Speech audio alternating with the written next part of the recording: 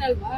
ಸ್ವಲ್ಪ ಪೊಲೀಸರು ಕೂಡ ಏಕವಚನದಲ್ಲಿ ಮಾತಾಡ್ತಾರೆ ಮೇಡಮ್. ನಮ್ಗಿರೋದು ಅದೊಂದೇ ಊಟಕ್ಕೆ ನಾವು ಏಕವಚನದಲ್ಲಿ ಮಾತಾಡಂಗೆ ಇಲ್ಲ ಪೊಲೀಸರು, ಆದ್ರೆ ಏಕವಚನದಲ್ಲಿ ಹೋಗಿ ಬಾರ ಅಂತ ಮಾತಾಡ್ತಾರೆ ಮೇಡಮ್. ನಿಮ್ಮ ಅಪ್ಪಂದ ಅಂತ ಕೇಳ್ತಾರೆ ಪೊಲೀಸ್ ಆಫೀಸರ್ಗಳು ನಮ್ಮನ್ನ. ಅಲ್ಲ ನಿಮ್ ಜಮೀನು ಯಾವಾಗಿಂದ ಹೆಂಗಾಯ್ತು ಗೊತ್ತು ಹೋಗ್ರ ಅಂತ ಕೇಳ್ತಾರೆ.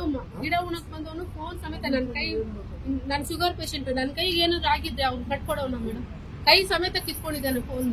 ನಿಮ್ದು ಮೊಬೈಲ್ ಹೇಳ್ರಿ. ನನ್ ಮೊಬೈಲು ತಳ್ಳಾಟ ಮಾಡಿದ್ರು, ನಾನು ಬಿಡಲ್ಲ ಅಂತ ಕೈ ಮೇಲೆ ಎತ್ತದೆ, ಎತ್ತಿದ ತಕ್ಷಣ ಹಿಂಗೆ ಎತ್ಕೊಂಡು ಹಿಂಗ್ ಹೊಡೆದ್ಬಿಟ್ಟು ಹಿಂಗೆ ಕೊಟ್ರು ನನ್ನ ಕೈಗೆ. ತಗೋ ಅಂತ ಡಿಸ್ಪ್ಲೇ ಹೋಗಿದೆ ಅಂತ ಚೆಕ್ ಮಾಡಿದ್ರು ಒಂದ್ಸರಿ, ಹೋಗಿದೆ ಅಂತ ಅಂದ್ಬಿಟ್ಟು ನೋಡಿ ಹಿಂಗ್ ವಾಪಸ್ ಕೊಟ್ರು, ನನ್ನ ಡಿಸ್ಪ್ಲೇ ಕಳೆದು ಕೊಟ್ರು ಮೇಡಮ್.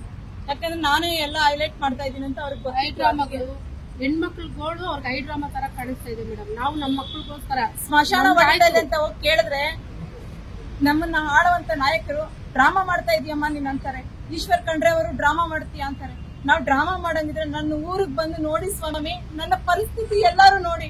ನಾವ್ ಡ್ರಾಮಾ ಮಾಡಿದ್ದೆ ನಿಜ ಆಯ್ತಂದ್ರೆ ನಾವು ಊರ್ ಬಿಟ್ಟು ಹೋಗ್ಬಿಡ್ತೀವಿ.